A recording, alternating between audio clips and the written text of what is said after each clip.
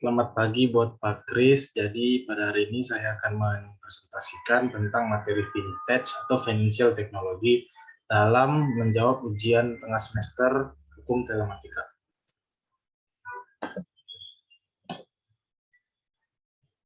Vintage merupakan singkatan dari financial technology, yaitu penggabungan teknologi dengan sistem keuangan yang menghasilkan sebuah inovasi yang bertujuan untuk memudahkan transaksi keuangan di dunia masyarakat. Vintage menjadi salah satu bidang yang ramai diperbincangkan di era digital ini. Keberadaan vintage berkaitan erat dengan revolusi 4.0 atau 4IR, di mana perkembangan finansial teknologi berbasis kecerdasan buatan atau artificial intelligence atau AI diaplikasikan di industri keuangan dan perbankan. Financial technology memiliki potensi tidak terbatas dengan sistem teknologi yang terus berkembang. Produk jasa keuangan yang berbasis financial technology akan menjadi tantangan tersendiri bagi lembaga keuangan atau bank profesional karena mengusung pelayanan jasa keuangan yang cepat, efisien, dan dapat diandalkan. Dasar hukum financial technology. Keberadaan financial technology di Indonesia telah diatur dengan sangat baik melalui Peraturan Presiden Nomor 82 Tahun 2016. Hadirnya financial technology memberi kesempatan dalam mengembangkan ekonomi dan memperluas akses masyarakat terhadap keuangan secara inklusif. Ada banyak perusahaan fintech di Indonesia, namun kebanyakan masih berupa startup. Perkembangan finansial yang pesat di Indonesia membuat kebutuhan finansial Indonesia pun semakin beragam.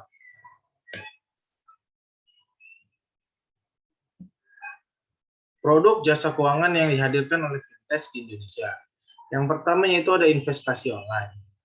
Investasi online, bank swasta dan bank usaha milik negara kini telah banyak menghadirkan produk-produk keuangan berbasis online, mulai dari investasi falas, reksadana, dan deposito. Aset finansial lainnya juga ditawarkan seperti asuransi, saham, obligasi, emas, dan masih banyak lagi. Banyak pilihan investasi online yang dapat dipilih dengan mudah untuk memberikan kesempatan bagi setiap orang mendapatkan berbagai investasi maupun aset finansial tanpa perlu bersusah payah datang ke kantor cabang bank. Dapat ditambah lagi dengan dukungan online 24 jam setiap hari, sehingga nasabah dapat terus memantau investasi yang dilakukan. Sebagai calon investor, Anda harus jeli dalam memilih produk investasi yang dipilih.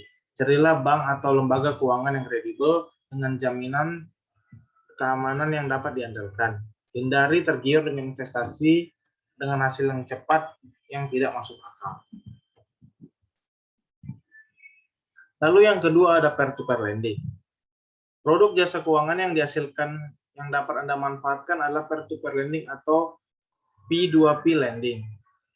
Produk jasa keuangan ini juga mampu menjadi wadah berinvestasi, namun berbeda dengan investasi online yang lain, seperti reksadana yang menghimpun pemodal besar. Peer-to-peer lending menawarkan dua pilihan, yakni menjadi investor atau menjadi debitur peminjaman modal usaha.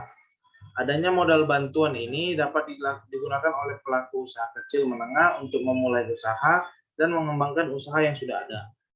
Utamanya, modal akan diberikan kepada pelaku usaha yang daerah kecil dan sulit mendapatkan layanan finansial seperti pinjaman modal usaha. Yang ketiga ada online marketplace. Marketplace adalah sebuah platform digital yang memberikan tempat atau lapak berjualan bagi perusahaan yang menawarkan barang dagangannya. Anda akan mendapat banyak kemudahan ketika menggunakan aplikasi online marketplace untuk belanja online ataupun memasarkan barang. Keunggulan utamanya adalah mampu menyediakan layanan bekerja yang lebih mudah, modern, dan menguntungkan, yaitu melalui media internet.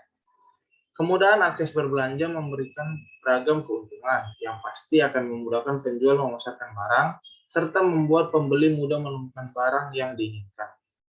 Umumnya, online marketplace di Indonesia telah mengintegrasikan berbagai produk jasa keuangan, bahkan memakai fitur e-wallet sendiri, seperti ShopeePay, GoPay, atau OVO. Lalu kali ini ada internet banking atau mobile payment.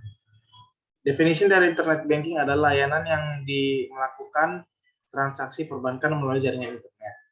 Merupakan kegiatan perbankan yang memanfaatkan teknologi internet sebagai media untuk melakukan transaksi dan mendapatkan informasi lainnya melalui website milik bank. Kegiatan ini menggunakan jaringan internet sebagai perantara atau penghubung antara nasabah dengan bank tanpa harus mendatangi kantor bank. Nasabah dapat menggunakan perangkat komputer desktop, laptop, tablet, atau smartphone yang terhubung ke jaringan internet sebagai penghubung antara perangkat nasabah dengan sistem bank. Lalu ada perencana keuangan. Perencana keuangan yaitu sebuah lembaga keuangan atau perorangan yang mampu memberikan bantuan kepada masyarakat dalam melakukan perencanaan keuangan. Masyarakat akan terbantu dengan adanya perencana keuangan berbasis online karena bisa mendapatkan tips mengatur keuangan dan pembukuan.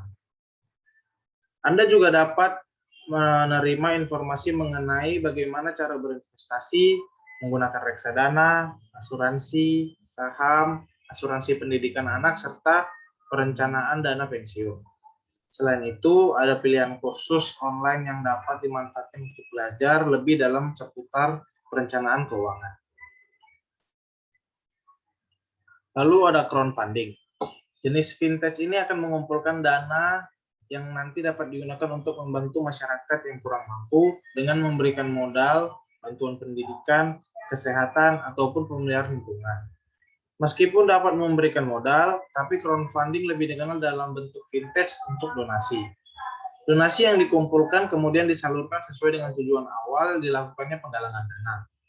Setelah dana dialokasikan, semua pemberi dana atau penyumbang dapat melihat laporan penggunaan dana yang diunggah atau diupload ke platform crowdfunding, sehingga aliran dana bantuan dapat diawasi untuk meminimalkan terjadinya penyelewengan dana. Lalu ada uang elektronik atau e-money. Transaksi di era modern ini semakin meminimalkan penggunaan uang secara tunai, sehingga sudah banyak penyedia uang elektronik yang memiliki legalitas dari Bank Indonesia dan OJK seperti Tikes, GoPay, Dana, Maskapai, dan berbagai uang elektronik lainnya. Dengan menggunakan uang elektronik, Anda akan mendapatkan kemudahan berbelanja dan juga untuk aktivitas pembayaran tagihan bulanan. Selain itu, uang elektronik dapat juga digunakan untuk mengirim uang kepada orang lain. Perbedaan bank digital dan financial technology. Yang pertama yaitu ada di bidang kegiatan usaha. Bank menghimpun dana simpanan yang didapat dari masyarakat secara umum, menyalurkan kredit dan pinjaman untuk UMKM, koperasi, atau retail. Bank bisa menjual produk investasi dan juga menjalankan transaksi pembayaran. Sedangkan di bagian fintech merupakan penyedia platform atau web atau aplikasi yang menjadi perantara antara pemberi pinjaman serta penerima pinjaman dalam melakukan transaksi pinjam-meminjam sesuai perjanjian menggunakan sistem elektronik. Perbedaan kedua yaitu ada di sumber dana pinjaman. Kalau bank mendapatkan sumber dana dari deposito, tabungan, modal pemilik, giro, dan penerbitan surat utang. Sedangkan fintech memiliki sumber dana dari badan hukum atau orang yang ingin meminjamkannya pada pihak lain yang membutuhkan. Perbedaan yang ketiga yaitu ada pemberi pinjaman. Pemberi pinjaman pada bank itu adalah nasabah itu sendiri. Sedangkan pada fintech merupakan badan hukum atau orang yang memiliki dana. Yang keempat yaitu perbedaan di bidang risiko penyaluran dana pinjaman. Jika terjadi masalah di dalam bank dalam penyaluran dana pinjaman, maka pihak bank sendiri akan bertanggung jawab. Sedangkan jika dalam financial teknologi, risiko penyaluran dana pinjaman akan ditanggung oleh pihak pemberi, bukan pihak fintech. Lalu yang kelima ada kewenangan penyaluran restrukturisasi. Pada bank sepenuhnya ditanggung oleh pihak bank. Sedangkan pada fintech yang memungkinkan perusahaan fintech hanya memberikan restrukturisasi kredit pada nasabah mereka yang sudah diaksesi oleh pemilik pinjaman atau pemberi dana. Yang keenam itu di bidang pengawasan oleh pemerintah. Tentunya di pihak bank mendapatkan pengawasan pemerintah sebagai lembaga kepercayaan yang bertugas menghimpun dana masyarakat. Adapun pengawasan penyelenggara financial teknologi digunakan sebagai platform atau perantara dalam melakukan market produk antara penerima pinjaman dan pemberi pinjaman.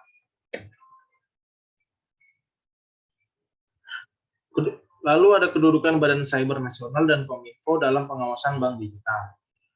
Badan Cyber Nasional dan Kominfo memiliki kedudukan yang sama, tetapi memiliki tugas fungsi dan fungsi yang berbeda. Tugas dari Badan Cyber Nasional adalah mengawasi dan mencegah adanya kejahatan cyber dan mencegah terjadinya kebocoran data pada masyarakat, seperti yang pada kasus ada Bank Jawa Timur yang mengalami kebocoran data. Inilah fungsi dari Badan Cyber Nasional untuk mencegah hal-hal yang sama terjadi kepada bank-bank lainnya atau kepada nasabah-nasabah yang berada di bank konvensional lainnya atau bank digital lainnya.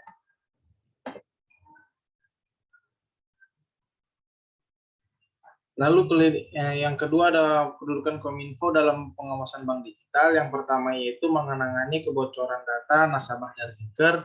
Yang kedua melindungi tersebarnya data pribadi nasabah.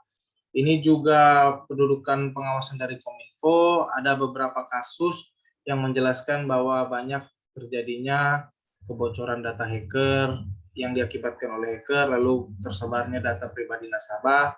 Nah, Kominfo ini bertugas untuk menangani masalahnya, sedangkan Badan Cyber berfungsi untuk mencegah terjadinya kebocoran data. Lalu kali ini ada perbedaan mendasar dari bank digital dan bank konvensional. Perbedaan mendasar dari bank digital dan bank dengan konvensional yaitu memiliki fitur mobile banking. Yaitu keduanya sekilas hingga mirip sama, karena menggunakan media digital seperti aplikasi atau website yang memberikan pelayanan. Perbedaan yang pertama yaitu ada di bidang kantor. Seperti yang kita tahu, kalau di bank konvensional itu kita harus memiliki kantor, karena bank konvensional itu lebih mengarah ke pertemuan tatap muka atau offline untuk mengurus segala sesuatunya. Sedangkan jika bank digital itu tidak perlu memiliki cabang, hanya membutuhkan web atau link yang dimiliki oleh pihak bank itu sendiri untuk memudahkan nasabah atau masyarakat untuk menggunakan bank digital. Yang kedua yaitu ada ponsel atau smartphone atau gadget. Ponsel atau gadget itu sangat penting dimiliki oleh bank digital. Mengapa? Karena bank digital sendiri adalah bank yang berbasis online, sehingga memerlukan gadget untuk menunjang kegiatan dari bank digital sendiri. Tidak berbeda dengan bank konvensional, seperti yang saya bilang di awal, bank konvensional lebih mengarah ke tatap muka atau mengurus secara langsung, sehingga gadget kurang diperlukan dibandingkan dengan bank digital. Yang ketiga ya ada pembukaan rekening. Pembukaan rekening selama ini saat ingin kita membuka rekening di bank konvensional, nasabah harus datang kantor ke cabang lalu mengantri untuk menemui customer service. Sedangkan jika di bank digital semuanya dapat dilakukan secara online lewat gadget, laptop ataupun tablet. Sehingga prosesnya ini benar-benar online, sehingga tidak ada tatap muka secara fisik.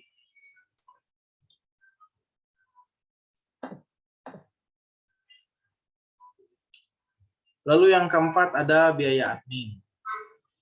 Selama ini saat keluhan kita menabung di bank itu tingginya biaya admin yang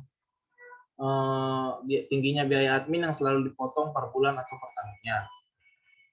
Sedangkan kalau kita menabung di bank konvensional itu biaya adminnya sangat tinggi. Ketika kalau kita menabung, tentu pemotongan biaya admin juga cukup meresahkan bagi masyarakat, yang dimana masyarakat tujuannya menyimpan di bank itu untuk menyimpan uangnya agar tidak berkurang atau agar lebih aman. Akan tetapi karena adanya biaya admin, masyarakat juga mengeluhkan biaya admin yang cukup tinggi.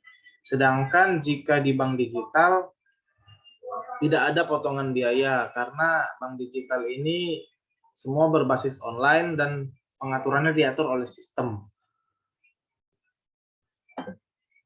Lalu ada metode pembayaran via QR code, di mana pembayaran metode via QR code ini lebih dimiliki oleh bank digital karena bank digital yang berbasis online dan tujuannya itu memudahkan masyarakat untuk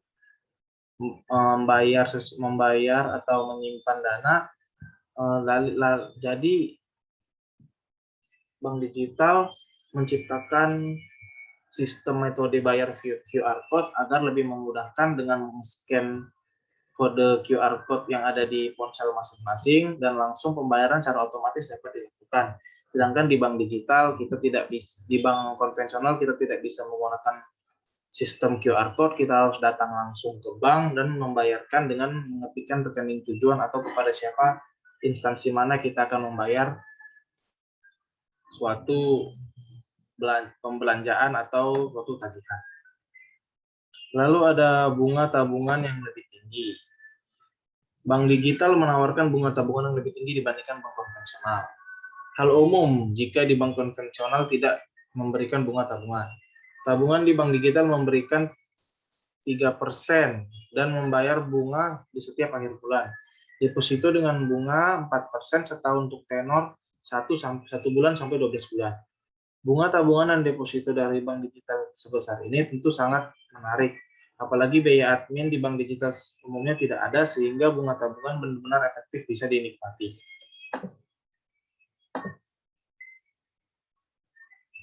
Lalu yang ketujuh, ada beberapa fitur menarik di bidang bank digital. Yang pertama yaitu budgeting via kantong. Dalam aplikasi kita dapat membuat berbagai kantong secara online seperti amplop dan amplop rumah tangga. Dengan punya kantong yang berbeda-beda dalam satu rekening bank, kita dapat mengelola budget dengan lebih baik. Yang kedua yaitu ada rekening bendahara patungan, suatu aplikasi bank yang menawarkan tabungan yang berfungsi seperti rekening bendahara. Tujuannya agar sesama pemilik rekening bisa memonitor dan melakukan pembayaran secara patungan dengan lebih mudah. Jadi seperti ada di sistem-sistem bank-bank juga, kita itu bisa membayar, contoh kalau kita sedang menraktir teman makan atau kita sedang membelanjakan sesuatu, kita itu kalau di bank digital kita bisa menerapkan sistem patungan. Yang dimaksud sistem patungan ini yaitu ketika kita membelanjakan mereka, tentu banyak masyarakat yang keberatan untuk membayar duluan atau menalangin duluan. Jadi diciptakanlah sistem patungan agar memudahkan untuk sistem pembayaran itu sendiri. Dan pada masa saat ini juga kan lebih mengurangi penggunaan uang secara fisik, lebih mengedepankan penggunaan uang secara online atau digital. Jadi diciptakannya rekening bendahara patungan ini cukup bisa dibilang cukup berhasil, karena banyak masyarakat juga yang tidak ingin ribet-ribet menggunakan uang fisik, yakni mereka cukup top up di bank-bank atau di bank digital seperti di BNI, di mana lagi, di OVO, di GoPay, atau di mana saja yang berbasis online. Cukup dengan mudah hanya membawa ponsel dan membayar sesuatu dengan via QR code atau mengirim uang dengan ATM sesama ATM dan lain-lain. Sekian dari presentasi saya. Jika ada kesalahan mohon dimaafkan. Terima kasih.